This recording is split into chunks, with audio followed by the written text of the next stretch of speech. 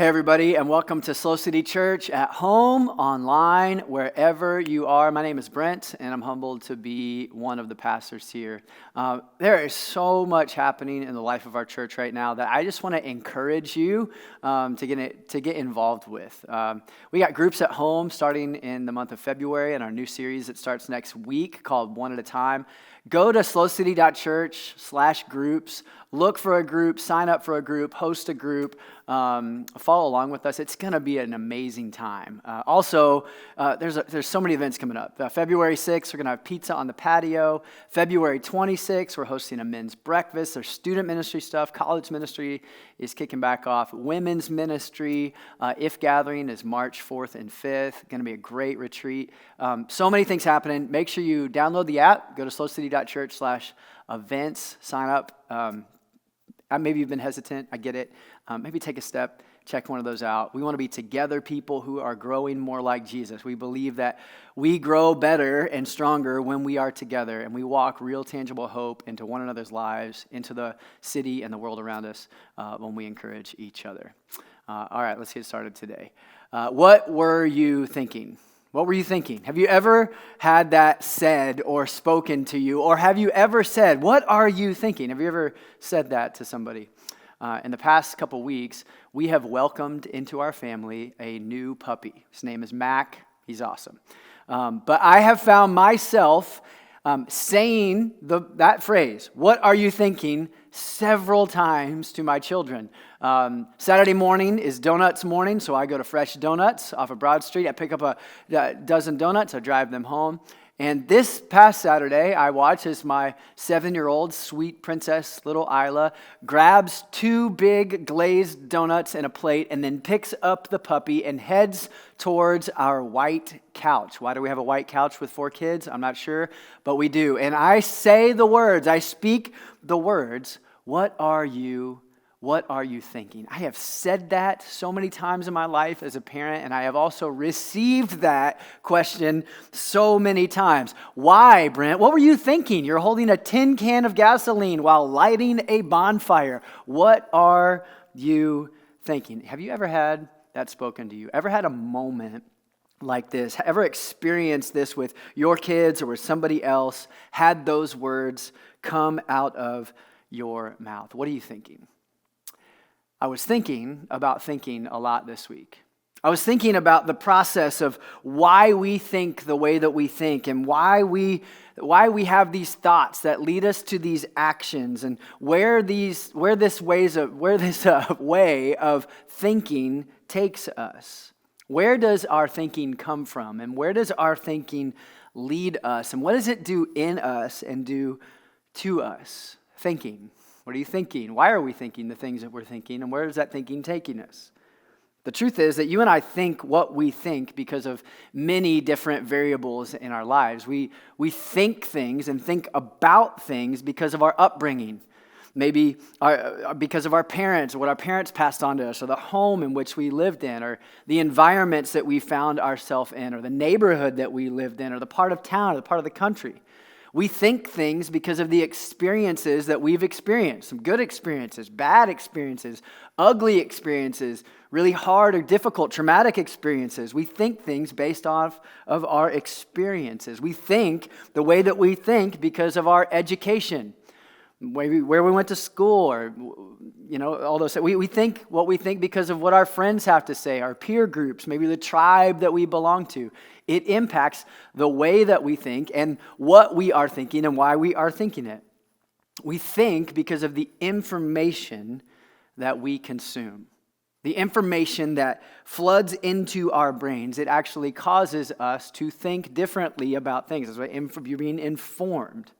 I was reading an article this study this past week that revealed that binging information, that binging news from Twitter, Instagram, cable news, your friend's Facebook feed, or really any source really can actually warp our perception of reality. This is what the article reads. From our attitudes towards immigrants, to the content of our dreams, the information that we consume can sneak into our subconscious, meddle with our lives in surprising ways. This information, this news can lead us to miscalculate certain risk, shape our views of foreign countries, and influence the health of entire economies. It can increase our risk of developing post-traumatic stress, anxiety, and depression.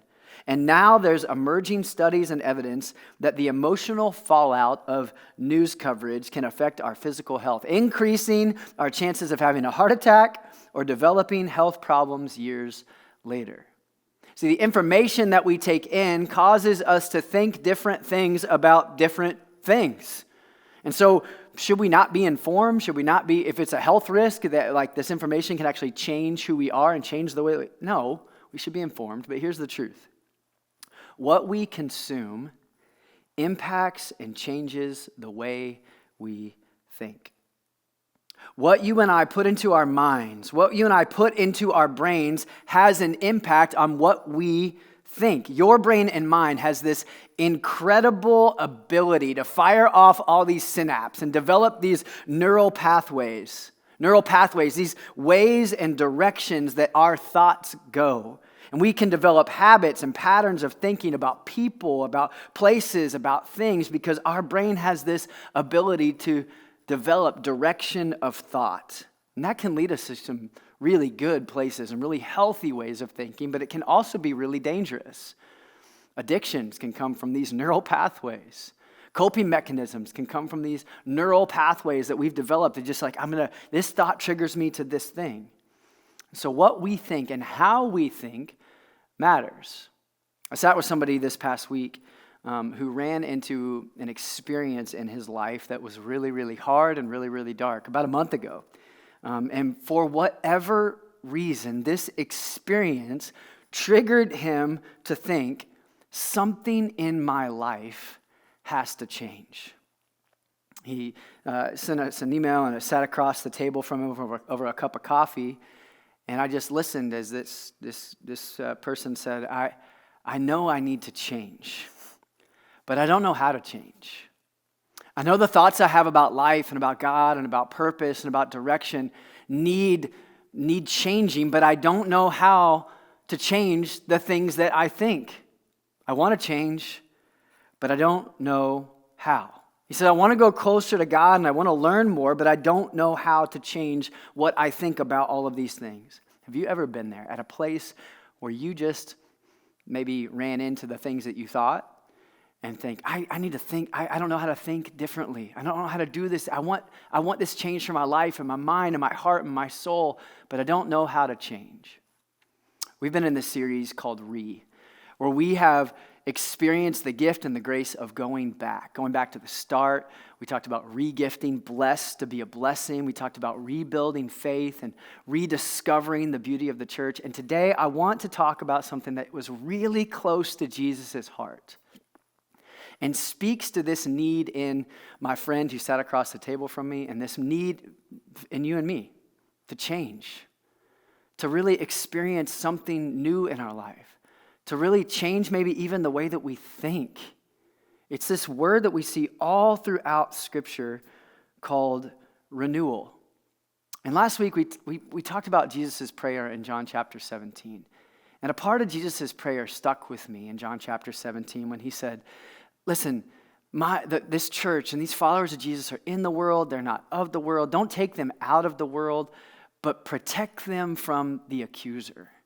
Protect them from these lies. Protect them from the evil one. And then he prays, sanctify them in the truth. That word sanctify means to grow them, to shape them, to form them, renew them. This is Jesus' prayer that you and I would be renewed. And maybe today we can find some renewal.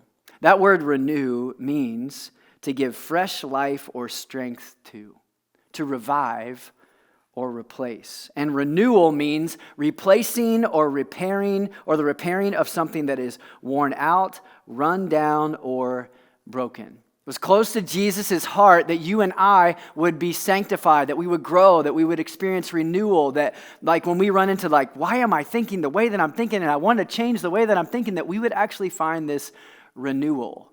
And writers of the New Testament wrote about renewal a ton. They were writing and challenging one another and encouraging one another to replace worn out thinking, to find a new way when we ran into our worn out living, to when we were stuck in these broken down behaviors. They were writing about finding renewal for our hearts, our souls, our minds, the way we think. And so Paul writes in Romans chapter 12, verse 1 and 2, he says, I urge you, brothers and sisters, in view of God's mercy, to offer all you are, to offer your bodies as a living sacrifice, holy and pleasing to God.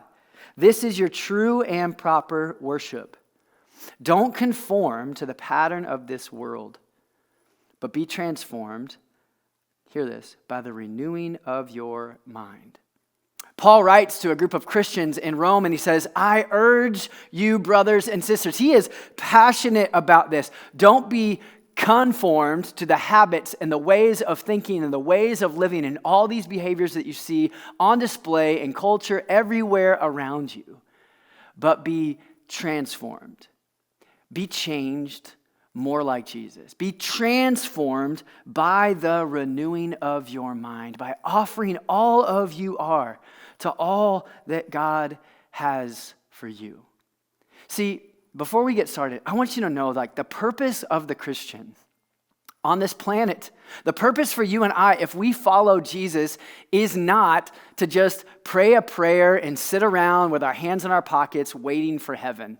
To go well, I believe that Jesus came and died and rose again, conquered the grave and died for my sin, and so now I get to wait for heaven. No, the purpose of the Christian is to actually grow more like Jesus. Is not just to say a statement of faith or not to just sign a belief statement and waiting around. It's not just a prayer that we pray one time. It is a commitment to being sanctified, to being grown, to being made more like Jesus, to be renewed daily. But what does this mean practically? What does it mean to actually be renewed in our mind, to be transformed and to be changed? Maybe you're like my friend who sat across the coffee table who just said, yeah, I want to change, but I don't know how to change. I want to be transformed. I want to have my mind renewed. I want to have those old ways of guilt and shame and all that sin and all these temptations and desire. I want to think differently. I want to carve out some new neural pathways in my brain so that I can think differently, but I don't know how. I want to spend the rest of our time looking practically at what it means to actually experience renewal, to actually experience replacing thoughts, repairing thoughts, binding things that are broken. And the first step is to take your thinking captive. Take your thinking captive. Paul writes in another encouragement in 2 Corinthians 10, verse 5, he says, we take every thought captive to make it obedient to Christ. I think about fireflies when I think about this, when I read this verse. This past summer, we got to go back east and visit family, and back in the humid Midwest, eastern parts of the country, when the sun starts to set, these little fireflies, you might call them lightning bugs, start to fire off in the woods and in the tree line. And every single night, my daughters would get so excited. They would go in and they would grab a mason jar and they would grab a net and they would tear off through the yard and into the woods to try and just catch these fireflies. They were trying to catch them before they got away. And now the girls didn't want to do it. We've tried saving the fireflies and putting them in their room, but it doesn't end well for the firefly or for us. It's bad. But they just wanted to catch these fireflies and just hold this mason jar and just study them and stare at them and look at them and just wonder at the light and look at all the parts of this little bug that lights up in the middle of the night. I think about that. As Paul writes, take your thinking captive. Take your thoughts, the way that you think, and take every thought captive. Like you have a mason jar, and you're running around trying to catch that thought before it flies away. See, too many of us live lives where we are just captive by our thoughts. where our thoughts kind of light up and then they just kind of fly away and they kind of just take us away, or we can get swept away by our thoughts, by waves of anxiety or anger or fear or desire, and we just have this thought and we just let it fly away and it takes us, and Paul has this encouragement to be renewed in your mind, to change the way that you think. You need to take these thoughts captive, to actually catch your thinking. Not so you can, just trap it and bury it, but so that you can look at it. Step 2 is get perspective. My daughters are just looking at this little firefly and they're watching it and they're studying every part of it. There's something powerful that happens when you and I back up and get a perspective on what we are thinking and why we are thinking and where that thought might take us. We have a new vantage point when we get perspective. I love that David writes in Psalm chapter 46, verse 10, he says, "Be still, stop, ceasing, and know that I am God." That's a prayer of perspective.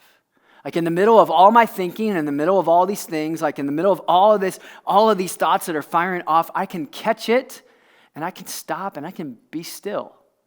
And I can look at this thought and I can know that God is God and that I am not. And I can start to weigh when I back up and I have this new lens to look through, that I gain a perspective of where will this thought take me? Man, I have this thought that I'm going to say this thing about this person. But if I say this thing about this person, what impact would it have on that person? And where would that thought lead me? If I chase that thought instead of catching that thought and gaining perspective, where will that thought take me? What will that thought do to my heart? What will that thought do to other people? Is that honoring God with that thought? And to back up and to get perspective is a really powerful thing. Take your thinking captive and get perspective is a way to renewal. Now that sounds like a lot of work, and it sounds like a lot of time, but really, those 2 steps happen like this. Those 2 steps can happen really quickly to where before I let that thought even get out to my mouth or get out to my eyes or get out through my life, I'm already thinking, is this thought worthy? Is this thought loving? Is this thought, I'm going to catch this thought and I'm going to look at where this thought will lead me. That can happen. Those synapses fire really quickly and I can start to train myself. I got to catch these thoughts and make sure that this is true of me. This is not a lie, but I'm being sanctified. I want to grow more like Jesus. Give me perspective. And then the next step. Because sometimes we can catch our thoughts, we can get perspective on our thoughts, but the next step is a little bit harder. It's getting rid of the old. Getting rid of the old and the corrupt thoughts that might actually continue, keep you in a pattern of behavior, a pattern of thinking. Several years ago, I had this old Jeep, and the air conditioning was shot in the Jeep. I tried to charge it with the Freon thing a couple times, but it was just shot. But on really, really, really hot days, I would turn on the fan to at least cool off and have my sweat experience the chill of a cool breeze. But every time I'd hit the fan, to turn on the fan, I would be hit in the face with this horrible smell. So I would turn on the fan for a minute, I'd be hit with this horrible smell and be like, I don't know what that is, but I got to turn it off. And some days I just wouldn't turn the fan on. Other days it was so sweltering hot, I just kind of came to live with the smell of whatever was in my fan. And after months of either not using the fan or just dealing with the horrid stench, I finally made the effort to pop the hood. And I started to YouTube how to dig through the air filter and the blower, and I was trying to finally do some investigating. And Keegan was with me when I found it. Pulled out the air filter, and I opened up the blower, and I look in this blower, and there, rotting, is this dead mouse. And so for months and months and months, I had been breathing dead air. I had been breathing dead air and just suffering through the reality of a car without air conditioning and with a fan that's blowing out dead, rotting mouse carcass air into my lungs. And I'm just breathing it for months and months and months. Why? Because I refused to acknowledge that I had a problem. I refused to I acknowledged I had a problem, but I refused to put in the work of actually figuring out where the problem was coming from and figuring out what change needed to happen. I refused to put in the work of actually repairing or replacing the thing that was actually full of something that was dead. We read over and over and over again, first followers of Jesus writing and encouraging another. Get rid of the stuff that is killing you. Take off the old clothes of shame and guilt and sin and stain and the desires and the lust and greed. Stop breathing dead air. We read in Ephesians 4, get rid of all bitterness, rage and anger, brawling and slander, along with every form of malice. Stop thinking like that and living like that. 1 Corinthians 6, flee from sexual immorality and all of the desires. Stop thinking like that and just chasing those thoughts. 1 Peter, it says, rid yourselves of all malice and all deceit, hypocrisy, envy, slander of every kind. Stop thinking this way and living this way. Romans 12, run for dear life from evil and hold on for dear life to the good. Time and time again, New Testament writers like Paul and Peter and James are encouraging one another. They're not judging or pointing down at each other full of hate, but in love. They're going, you've got a problem here. Like we all face these problems here, and we've all faced these issues here of thinking that we need renewal and we need refreshment, and you don't want to leave that dead thing in your car just breathing all, like hitting you in the face all the time. You actually have to put in the work to get rid of the thing that is impacting you. Get rid of the thoughts. Take your thinking captive. Get a perspective. Where will that thinking lead me? Maybe acknowledge where that thinking has led your life and then get rid of the old. Pop the hood, climb in, and start to pull out the junk. It's not fun, but this is a way to renewal. In Colossians 3, Paul writes powerfully, don't just get it out. Don't just pull it out, but put it to death. It's pretty strong language. He says, put to death, therefore, whatever belongs to your earthly nature, sexual immorality, impurity, lust, evil desires, greed, which is idolatry. Because of these things, the wrath of God is coming. You used to walk in these ways in the life you once lived, but now you must also rid yourselves of all these things: anger, rage, malice, slander, filthy language from your lips. Do not lie to each other, since you have taken off and taken out your old thoughts, your old self with its practices. Now, it's easy to read these things and to be like, see, they just want you to behavior modification. But we can all agree that all of these things are bad. Anger, rage, slander, greed, idolatry, lying to each other. We all agree these things are ways that we don't want to think. But it starts right here with you and me. See, the hard thing is we all want change, but we all love comfort. I want to think good things. I want to think good thoughts and do good things and make a difference in my life. But many of us don't actually want the grind of actually putting in the work to take every thought captive, to gain perspective, and to get rid of the old. I want peace, and I want hope for my life, and I want joy, and I want a healthy marriage and healthy relationships, and I want a healthy view of myself. But get this, I don't want the process. I don't want the process that it's going to take. See, renewal actually takes you and I being intentional. It doesn't just happen to you. It takes purpose to take every thought captive, to get perspective on where these thoughts are leading us, to do the work of getting rid of all the old and all the death and all the things that are causing all the stink in our lives. It takes intentionality. Dallas Willard writes this: spiritual transformation, renewal, and change is not passive.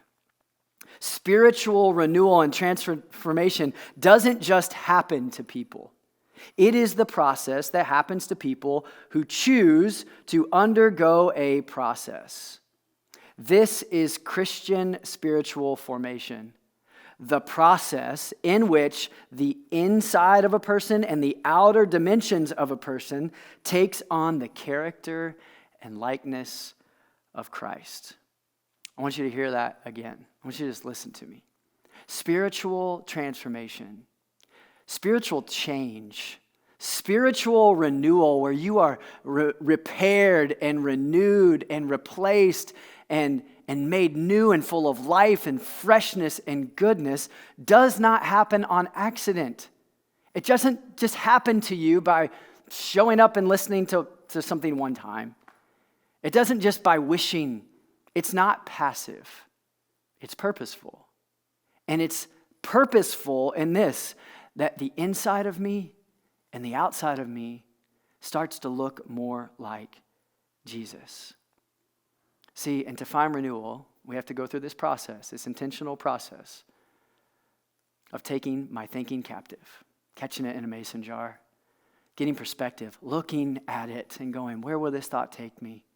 Getting rid of the old neural pathways that I've developed, getting rid of the old habits and developing new ones by the purposeful work of putting on Christ. Put on Christ. Paul goes on in Colossians 3 verse 10 and he says, put on the new self, which is being renewed in knowledge in the image of its creator. What's Paul saying there? Put on the new self to look more like Jesus, which is experiencing renewal and replacement and refreshment by imitating Jesus. Have you seen Peter Pan? Peter Pan, one of the greatest kids' movies of all time. It's a great movie. It's Captain Hook and the Croc and the Lost Boys and this mantra and idea of we're never going to grow up and think happy thoughts. And when you think happy thoughts, you can fly, you can fly, you can fly. Have you seen Peter Pan? I love the movie, but renewing your mind and mind. Renewing your soul and your mind and finding real life change, real transformation is not just think happy thoughts. Is not just positive thinking, although positive thinking is a great thing and a great wave right now. Thinking happy thoughts doesn't get you anywhere just on its own. Just trying to be happier and trying to be happy and trying to think happy thoughts and then I can fly. Why? Because it's not real. It's fake. Hard things happen in life. And for you just to think happy thoughts and it'll all go away is ignoring some of the real issues and habits and hang-ups and things that you need to dig into and pull out. That's what Paul writes in 2 Corinthians. Remember that verse?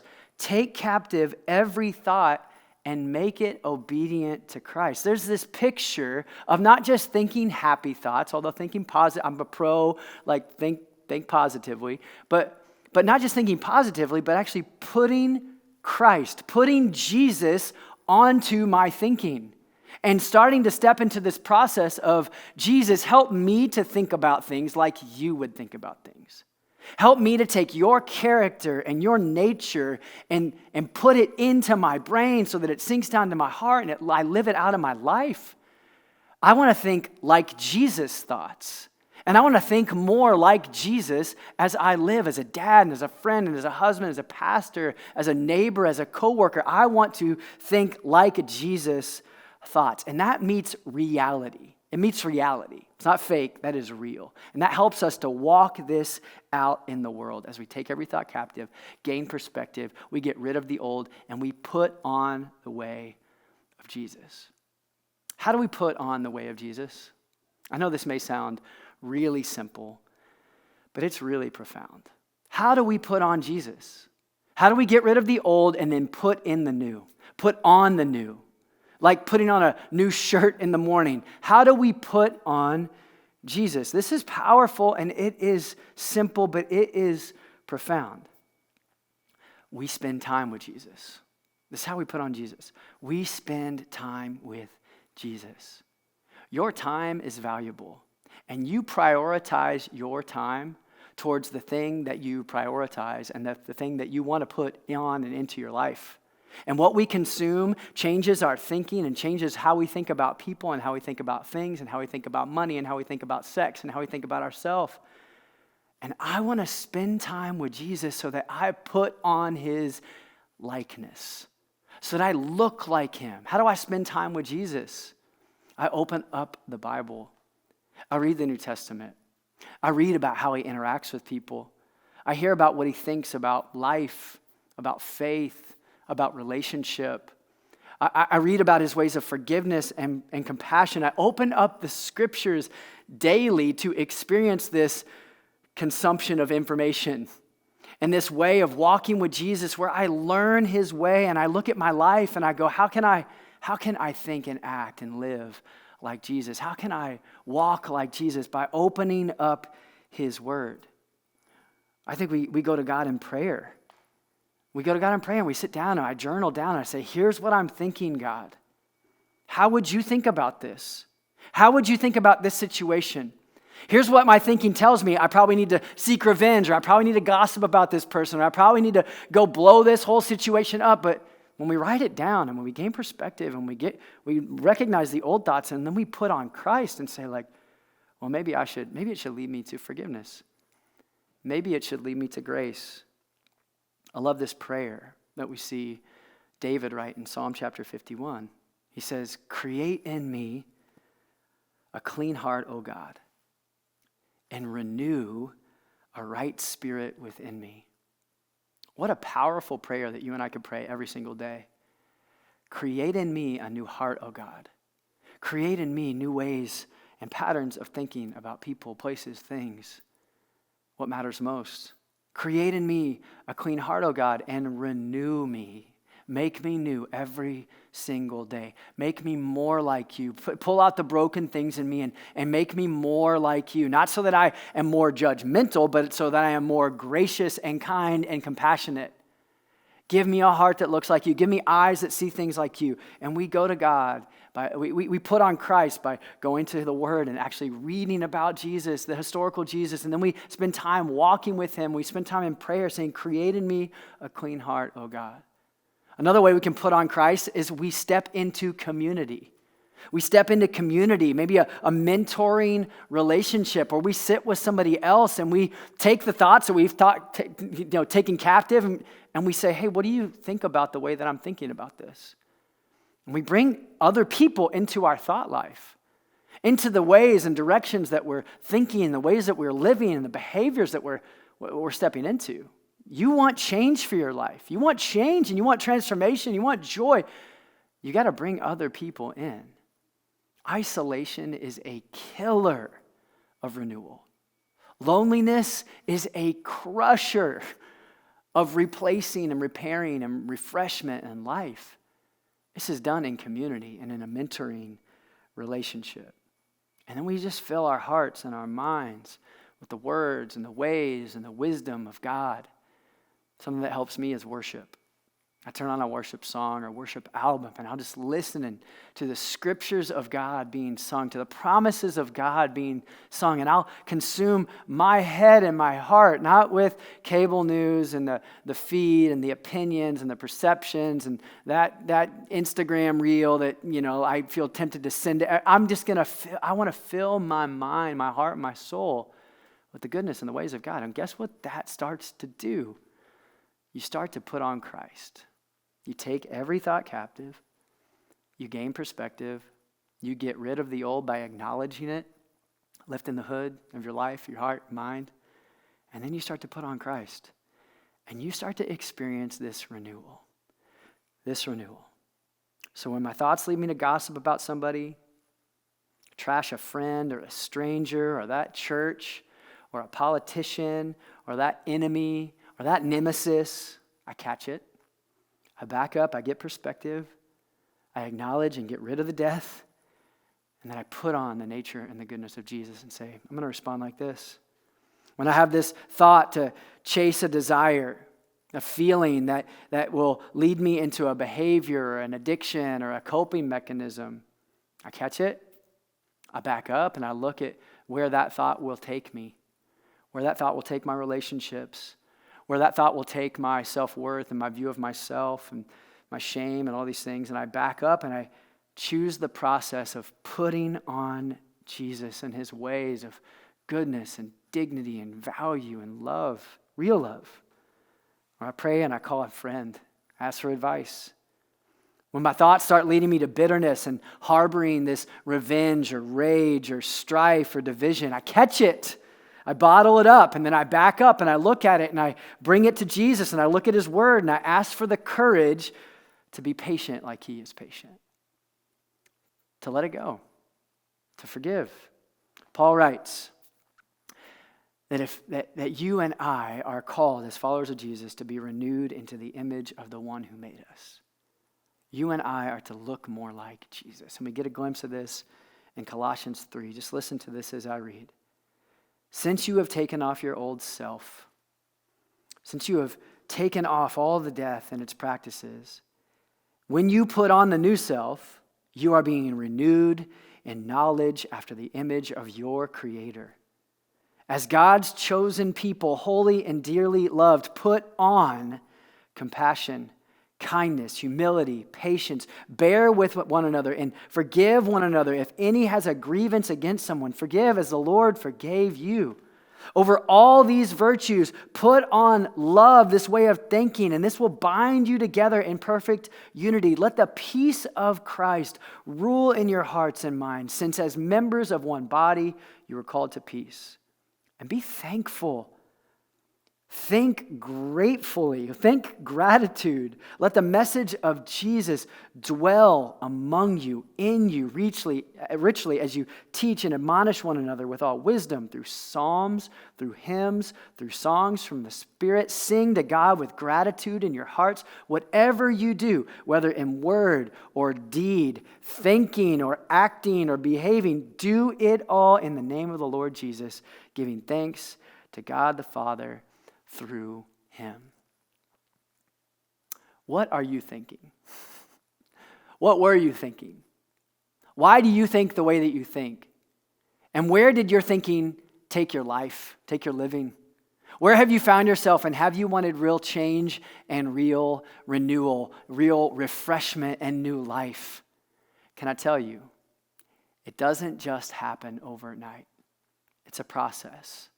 It's a process of taking every thought captive, getting perspective of where that thought will take you, getting rid of all the old and all the death and all the brokenness, and putting on Christ. You will experience renewal daily. 2 Corinthians 4:16 says, your inner self can be renewed day by day. Can you imagine the change could take place if we practice this practical step of taking our thinking and acknowledging that it changes our living, and taking our thinking and giving it to Jesus and saying, renew my mind, renew my heart, and change my life. I want to grow more like you, Jesus. Can you imagine the ripple effect in your life and mine? God, we love you. We thank you. Give us courage to be renewed more like you. It's in the powerful name of Jesus that we pray. Amen.